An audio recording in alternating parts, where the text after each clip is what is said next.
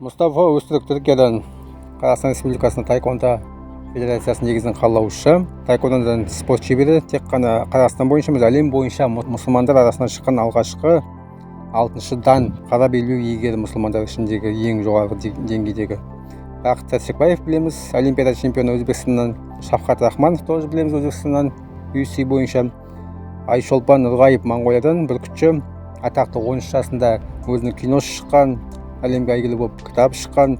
Осы бүркітшілік сайысы бойынша жалпы алғашқы орын алып.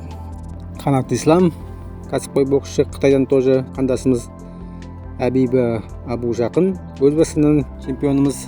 Осы дзюдо бойынша Әділбек Ниязымбет Өзбекстан, Елнұр Абдраим, Сакен Бейбосынов, Тұрсынбай Құлахмет, Руслан Абдулов, Бақыт Абдрахман, Мейрамбек Сабыров, Бексұлтан Раушанов. Бұларда Өзбекстаннан келген чемпиондарымыз, қандастарымыз, бауырлар. Сайран Нұрданбек Қытайдан, Дамир Смағұлов Ресейден, Мақсат Қайсарұлы тоже Қытайдан. Негізінде Жұмабек Тұрсын Қытайдан. Жалпы келетін болсақ, спортшыларымыздың қай-қайсысы да осы әлемдік деңгейдегі, әлемдік аренадағы спортшыларымыз, қандастарымыз, бауырларымыз барлығы да. Яғни қорытындылайтын болсақ, Мұстафа Өзтүрік атамыздың сөзі бар: мен әлемді көрдім дейді, одан кейін келіп елімді көрдім дейді. Ел мен әлемнің айырмашылығы Қазақстанмен айырмашылығы бар дейді. Сондықтан да осы елге келіп өз күшіммен, біліміммен көмектесу үшін қалып отырдым дейді.